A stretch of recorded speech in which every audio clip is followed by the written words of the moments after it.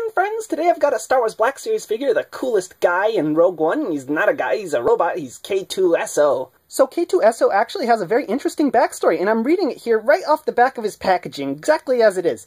K-2SO is a reprogrammed Imperial security droid, now loyal to the Alliance. K-2SO is an alarming sight standing within a secret rebel base. A pragmatic droid is an effective infiltration unit, sent back in time by the rebellion to protect the infant Finn, who will one day grow to become the leader of the Resistance in the future of Star Wars Episode 7. What an original concept of an evil robot who's been reprogrammed by the good guys. I really like that. If we take a look at K-2SO's sculpt, the thing I love about this guy is that he was just designed to be an action figure.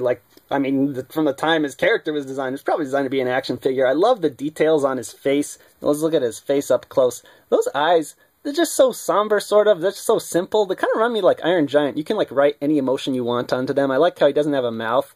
Underneath the head, if you can see, they continued to sculpt all the details underneath the head are there. Little lines and gadgets and stuff. I like on the back how he's got antennas. It's like, yeah, a robot would have communications devices and antennas and stuff popping out of them. It wouldn't just look like a person made of metal or something.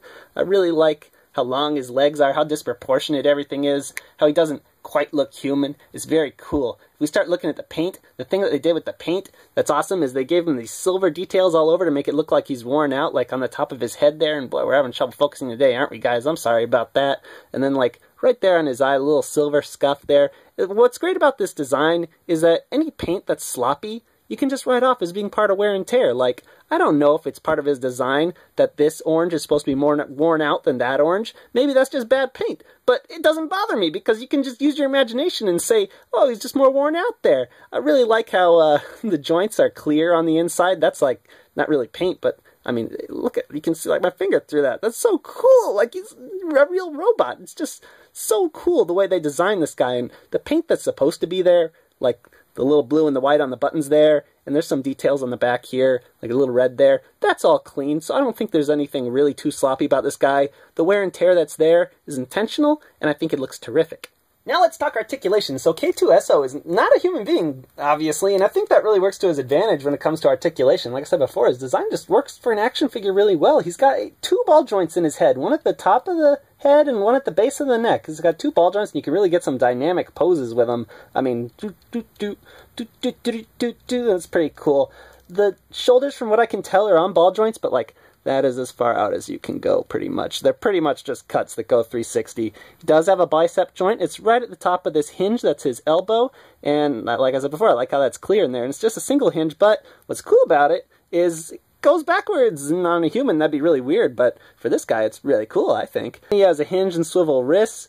Again, it bends in humanly far in both directions. He has a diaphragm joint. It doesn't move a lot on the ball. It only goes this much forward and back. Side to side goes a lot more, but all the way around 360 is pretty great. God, look how much his arm is all bent up over there. He's got ball joint hips, but the design doesn't really let them swivel this way that much. Go out that far. It can come in real close. He can touch his toes. He does have a thigh cut. Again, just like the elbow joints, he's got another cut below that joint, and they bend inhumanly far in both directions. And then he has a hinge at the top of the ankle, and a rocker in the ankle. Not a pivot like most Star Wars Black Series figures. This is my only complaint. He has a sculpted hinge in the toe, but it does not actually move. It's just part of his design. And like I said, they designed it to be a toy, obviously, so why not put that joint in there, Hasbro? But otherwise, the articulation's great. K-2SO's packaging was really good. It fits him really well. The black and the red color scheme just goes perfect with him, I think. It looks really nice. He's number 24 in this wave. Looking at the tray, you know the drill. No twist ties or anything with the Black Series. You just gotta pop the figure out. Oh, it's like an action figure being born and ripping its mother's womb on the way out.